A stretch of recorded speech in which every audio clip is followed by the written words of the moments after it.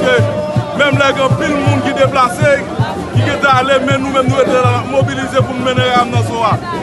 Pas bien le monde qui a volé, c'est Georges qui a besoin.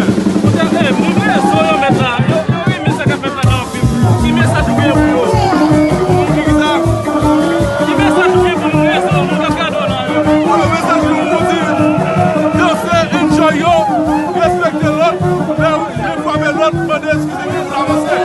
Parce que la vie a coûte. Si tout ça la fait, on a besoin de nous, on enjoy bien.